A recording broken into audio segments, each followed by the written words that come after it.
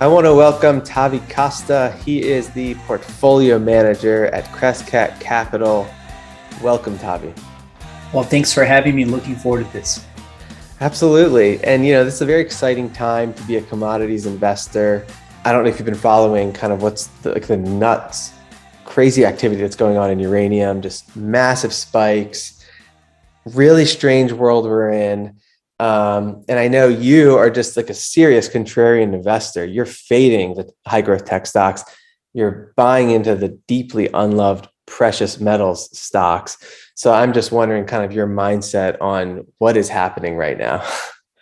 Yeah, this accumulation of or at least appreciation of uranium, not only stocks but also uranium price, has been I would say very encouraging for precious metals investors. I think we've been seeing the need for capital allocators to start getting exposed to commodities as a whole.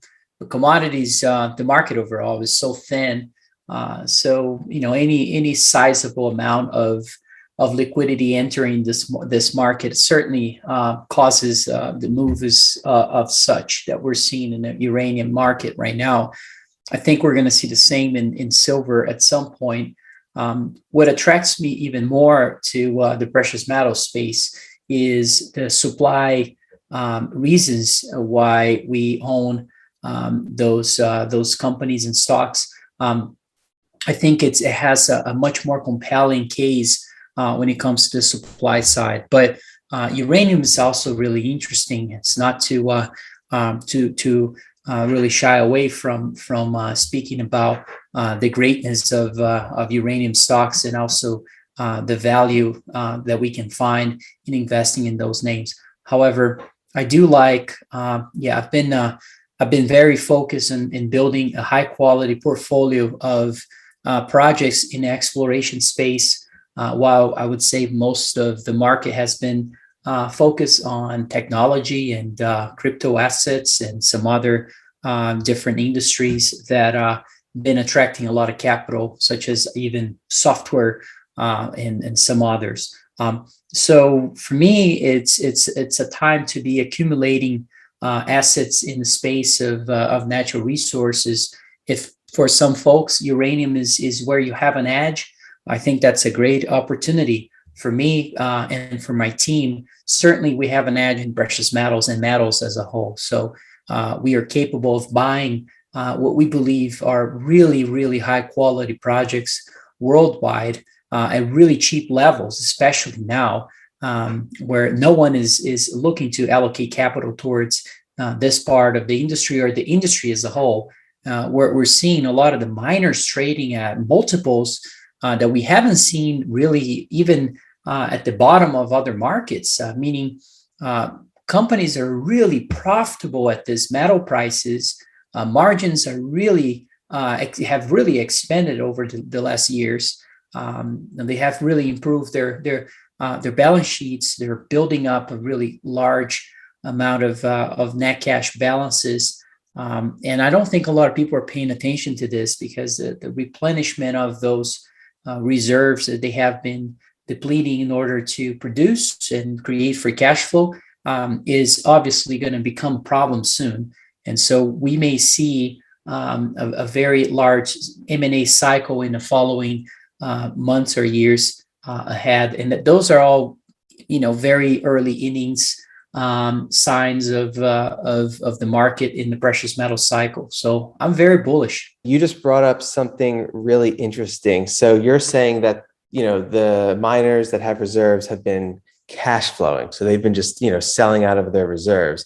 And now are they going to have to replenish their reserves? And you're saying in order to go after that, they're going to need more investment and there could be kind of a supply demand squeeze. Could that be a catalyst for precious metal?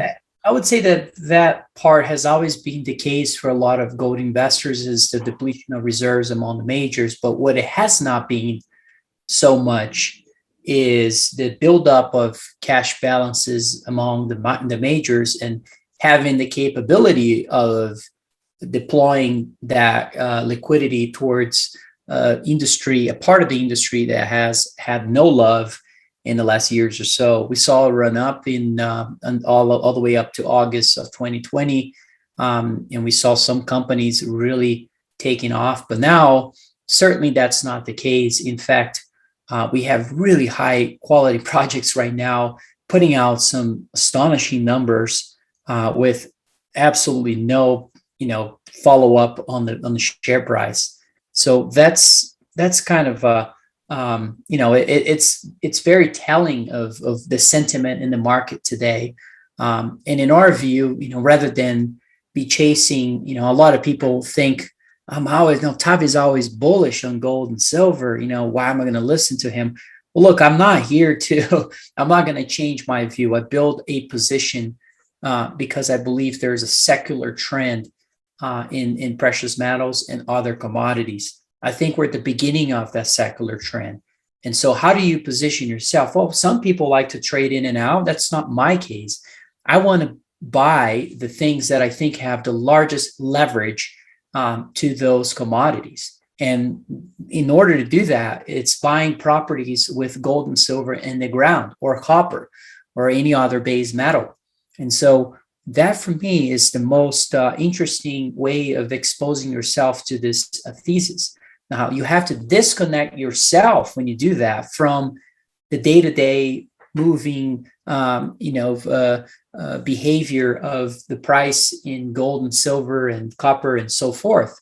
You just have to disconnect yourself and focus on building a very good portfolio with a lot of diversified names in different regions of the world. So that has been basically what I've been spending so much of my time on. I'm not a perma bull on gold. I just think that it's an incredible opportunity to look for very good assets that perhaps have a large lack of liquidity today, that could perhaps become liquid names if they become successful, not only internally but also with the move of liquidity coming from the majors, or a macro move of gold and silver prices appreciating significantly from here.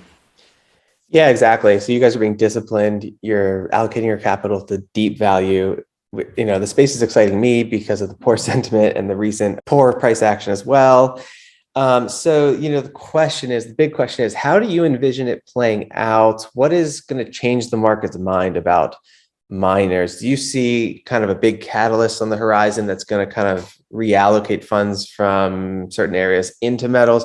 What is that exciting thing that people should be looking out for? I think there's a lot of potential triggers for that.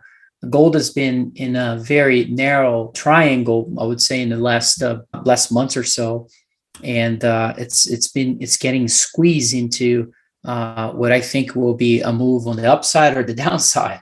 I think it's going to be to the upside in a massive way, and I think what causes that is the perception of a reversal of policies from the idea of removing liquidity, central bank liquidity, to now adding liquidity to the system again, or not that we have removed liquidity at all, but the more loosening rather than less loosening would perhaps become one of the important triggers for gold, in my opinion.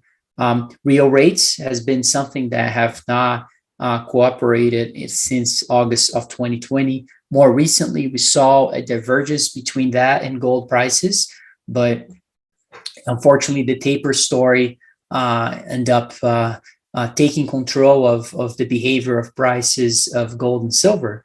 But I strongly believe that the macro thesis is still really compelling for those metals. And I think there's a risk for a major deceleration of growth in the US.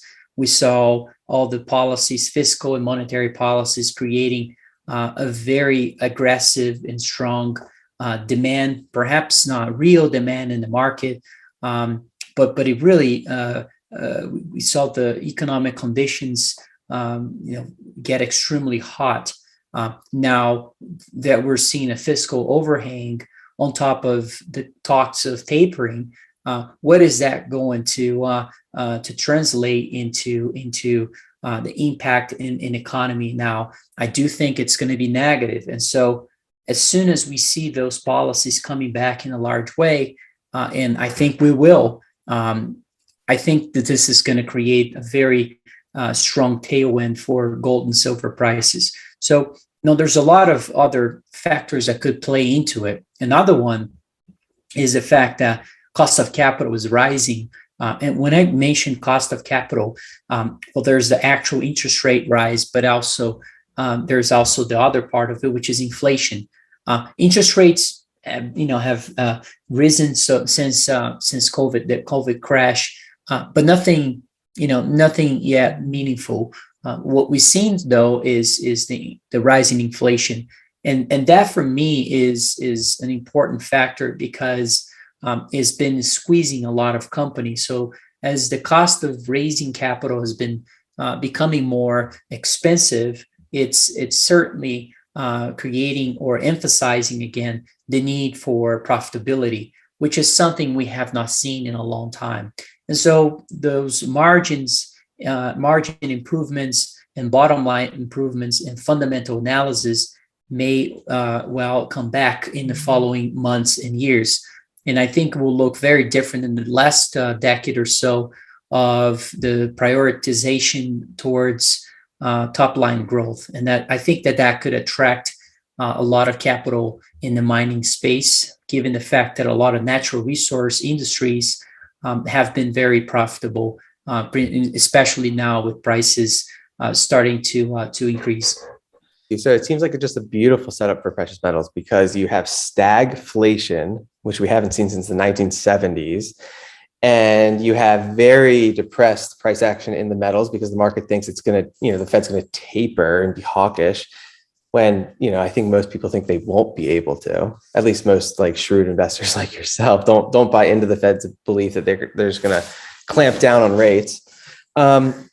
So with that setup, you're expecting kind of a deflationary event caused by this hawkish behavior and then a reversal in dovishness, which is going to cause these stocks to skyrocket potentially, right? Is the thesis. So then my question for you is, how are you playing this? I mean, I know your firm is kind of an activist gold investor. You guys have a great analyst, Quentin Hennig, and you guys have found some high value companies. Could you list off some of the ones that you guys are excited about currently? Yeah, so we've been in a process of accumulation of assets for the last year or so, and been trying to raise money to put money to work. There's no shortage of ideas. There's definitely a shortage of capital to put to work, and finding the right investor with the mindset of really deploying this capital for the next years or so. And so we think that there's a lot of asymmetry to this, and the best way to play this this part of the industry is to have a very diversified portfolio. We've got over 90 companies in our portfolio today in the mining space, and some of them have become what we call core positions. Those are companies that have worked with us very closely, that have done very well in regards to their drilling success and the process of discovery of those gold, silver, copper deposits, base metal deposits.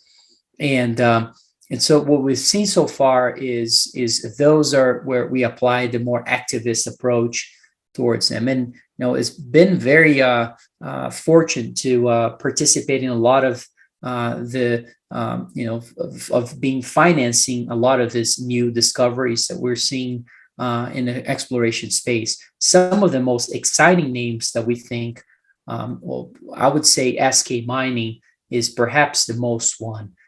We own a very large position of that company. Crescat has been a supporter of it for the last year or so, and we have helped the company to succeed in different ways, not only with involvement of Quentin Hennig, but also with the idea of bringing in a whole new team in order to really lead the way of a very successful exploration approach in the Golden Triangle. SK Mining is very close to the SK Creek mine, which is right south of the SK Creek mine, which is today a project that is owned by Skeena Resources. SK Mining has about 500 square kilometers of property with a lot of VMS targets, and that just means targets that we think resembles the SK Creek deposit, which was one of the most profitable mines ever mined in North America or in the world. And so we are really bullish on that name. We think that could potentially become a multi-billion-dollar company. It's one of those projects that could certainly become a company maker for a major, or for SK Mining itself if they would like to go through the process of developing a mine. So that is one of them. Newfound Gold is another one that is already a larger market cap that we have been involved pre-IPO, that will perhaps become the most, one of the most interesting projects for gold and silver, especially gold, or majority is gold, in North America. And so that is a project that has a lot of exploration potential still in different parts of their properties. And I think that could still unlock a lot of value for the company. Now, let's discuss some other names that have not had a lot of success just yet, that perhaps could be in this list. Snowline is another one that we like quite a lot. There's Kingfisher, that is another company that we liked as well in a similar region. Goliath Resources is another one as well that have started to, and by the way, all those have incoming drill results, and we have either seen some of the drill results that have been reported already and been very, been looking forward to seeing the other ones, and some others. All of those are in that camp. There are some more companies that we like. Another one that is in also a very safe jurisdiction is Firefox Gold, which has done an incredible work in Finland in their property, where it's in a belt that is where Rupert has also had a very large discovery. It's a much larger market cap, obviously, compared to Firefox Gold. Firefox Gold deposit right now, in our opinion, resembles the Rupert deposit as well, or the Rupert's project, I should say. And we think that there's a lot of potential of Firefox unlocking as well a significant amount of value as we proceed into advancing the exploration phase in Finland. There are other companies in different stages. Novo Resources now producing free cash flow, perhaps trading at about 3 times free cash flow, especially if you're subtracting the value from their 10% position on Newfound Gold, which was was something Quinton Hennigh, as the chairman of the company at the time, wanted to pursue pre-IPO when of financing Newfound Gold way before I would say a lot of investors even knew what the company would look like. And so there is definitely, we're very lucky to be working with Quinton Hennigh. There's another company in Bolivia that we like quite a lot. The jurisdiction is obviously not as safe as Canada or Finland or Australia, but I highly I think it's an important story to be looking at. Why? Because it's probably going to be one of the largest silver discoveries in history, and so that will also be a very important story to be paying attention to. It's in Bolivia. It's called Eloro Resources. There's a lot of, as you know, it's difficult to find silver names or silver projects that are primary silver. But there's some interesting ones. We have another one in Nevada that as we see, I would say, capital allocators beginning to dip their toes into the precious metal space, the first projects that we'll be looking at are the ones that have had some success in discovery, at the same time that are in very, very safe jurisdictions, and nothing better than Nevada in the U.S. to make part of that. So Blackrock Silver is another company that we think could potentially become worth a lot more in the future. Defiance Silver in Mexico is another one. The list really goes on and on. But I think that there are just a few examples of companies that we have been working very closely with them, where we are able to really have the help of Quentin Henney to unlock value of those businesses. Absolutely. And it's important to note that you're taking a disciplined approach with 90 different companies in your portfolio. You're diversified. And unfortunately, we can't talk about every single one, but I just looked up each one that you mentioned. And the one that intrigued me the most was Firefox. So you said so it's in Finland, great jurisdiction, market cap of $25 million, which is like next to nothing. So could you just let us know, so are they currently drilling? Are we awaiting results? How could that get to 100 million pretty fast?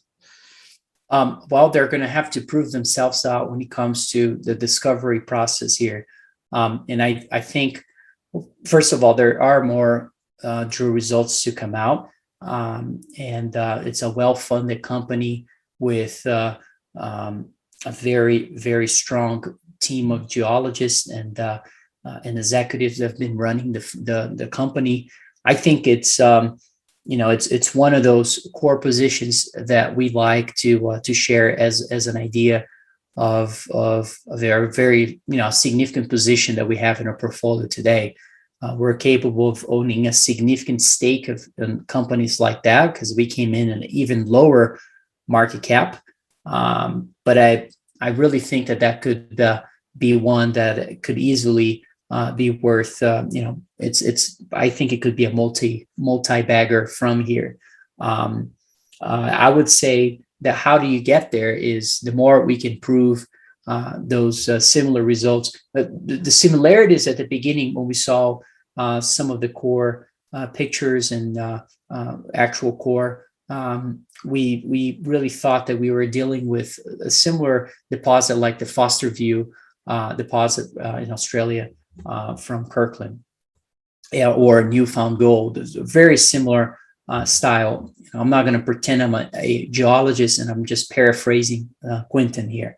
But now that we're getting into a little bit more of those results, we're seeing a lot of similarities with the project and that is owned by Rupert, which is very close placed geographically in Finland as well. So all those, I think, if the thesis continues to play out towards that direction, we may see a multi-bagger from here. Kingfisher is another one that could be, that is very close to releasing some results, I think, and it could look like a multi-bagger too. Again, the market has not been really rewarding a lot of those results, unfortunately. We saw Puma Resources is another company we've been involved and put out some really good results. And unfortunately, we haven't seen much of a follow-up on price. In fact, it was down about 8%. It's very telling about the sentiment in the market right now. No one is really paying attention to those stories. So Kingfisher, 40 million market cap, hasn't budged at all from when it IPO'd. It's just kind of flat. And so I guess just, focusing on one because we don't have that much time. So Firefox, you're saying they're well-funded. Do they have plenty of capital to see through an extensive drill program at this point without raising any more capital? Well, they're going to need more capital at some point again. But as of now, I think they are in a good position in regards to what they hold. I think they're going to be able to deliver a lot of value, which is the whole point of this. We wanted to come in with enough capital to fund or finance a very aggressive exploration program. And once we are able to get the market cap significantly higher, we then get another finance. But that's not the goal right now. So the goal is to get those results out and see where we are in terms of the value of the company. I think we're going to be able to deliver, and hopefully, if the market is cooperative as well, I think we can see a company that can become, a 100 million market cap in the following months and following year or so. And really excited. Patrick Highsmith is one of the people involved, chairman of the company, and he is also CEO of Timberline Resources in Nevada. Really high caliber type of geologist with, not only with the entrepreneur type of mentality similar to Quentin, but also a very smart geologist as a whole. So I think Firefox is in good hands. A lot of good shareholder base, I would say, including some other companies, including Goldspot. I think Palisades is also involved with them. And so, it's a company we like. We have a very large stake. And so I think it's a company worth taking a look at. Yeah, great. So, I didn't realize there was a lot of gold in Finland, but you're saying it's close to a big deposit. It has a great team and it's well funded for what it needs to do. So really exciting. And there's an optionality play, right? Because they own they have access to a lot of land, right? So if gold price goes up, then the value of their exploration land goes up too, right? So great. Yeah. And then the last one I want to quickly ask you about is Kingfisher. I just like that we haven't seen an upswing yet. So there could still be some value in there. It's in British Columbia. Is it similar? Great team, close to some other gold deposits? Yeah, we think it could be the next Donnelly Creek. It has that type of potential. We really like the team. Dustin is a very, in our opinion, a really great CEO and a person that can lead this whole exploration. Very hungry young geologist running the show. We like those types of companies. Again, very safe jurisdiction, with very not only that similarity with Donnelly Creek, but most importantly, it's in an area that actually has a lot of easy access to highways and to build a mine on itself. And so it's I think it could potentially become a much bigger story if we can prove that in their drill results. So I watch for that one. It's going to be another one that could look like hopefully a winner in a few months. Very cool. Well, yeah. Again, I admire the conviction of investing heavily in these companies, which have not been favored by the markets. And it must be tough for you, right? But does it build character constantly, kind of going against the grain in the market? I think you develop a thick skin about things in general. It's part of the game. We're going to see some really great runs that are going to make up performance for a long time. And then we see those times of consolidation.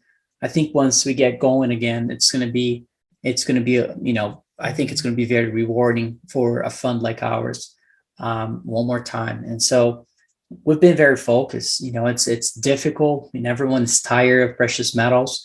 Everyone wants to run away from it and wants to invest somewhere else. And that's really the time that I think it's most interesting to be investing in this. There's people talking about that we're facing an existential crisis for gold, or the gold is dead, and all sorts of things, just because we saw inflation rising, but gold didn't really move. Gold was actually down. And I think there's a much bigger story behind this, that a lot of people are missing it. I think the macro reasons to own gold have never been, stronger, and it's time to be building a position rather than being scared out of the move that we've seen so far. Once this starts moving, I think it's going to be a quick one.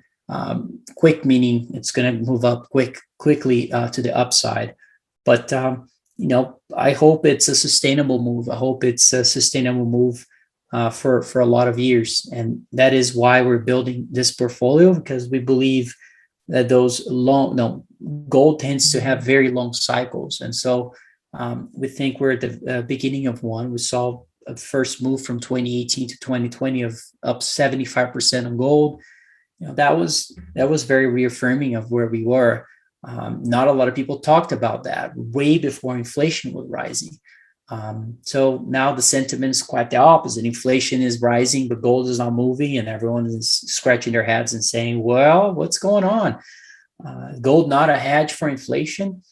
Well, gold can work in inflation and deflation. It's just it had a big move. So it needed some pause before it continues to go up even higher, in my opinion. So now we've been in this range. We went up, surpassed the levels we saw in 2011, came down. We've been in this range back there, 1800s, all the way up to above 2000. And I think we're going to break to new highs once we start getting some momentum here. I don't know when it's going to happen. I have no idea. But I strongly believe that we have, through our macro framework, identify that we are in a secular bull market for precious metals, in our opinion. And so it's time to accumulate assets accordingly. And I don't think there's enough investors doing that. So we'll see if we're going to be right or wrong in the following years. But, I think there's a very high probability that since no one is looking at this and it's been such a contrarian trade, I think things are looking up to our side here. And we may see a lot of macro tailwinds proving that in the following months. Yeah, I totally agree with you. And again, it just reminds me of uranium, which no one was looking at, and now it's up, at least the stocks are. So we'll leave it at that. Thank you so much for your time on that. Really excited to look into those companies you mentioned. Where can people go to learn more from you? They can find my research on Crescat.net. It's our website. There's a lot of letters, interviews, and we can also find me on Twitter at Tavi Costa. I put out a lot of charts almost daily, I would say, on my macro views. Then you can also find me on Instagram. Believe it or not, I have an Instagram at Tavi Costa Macro, where I just put out the same content I put on Twitter. So if you like Instagram better than Twitter, and you can follow me there as well. But those are the best ways to find me.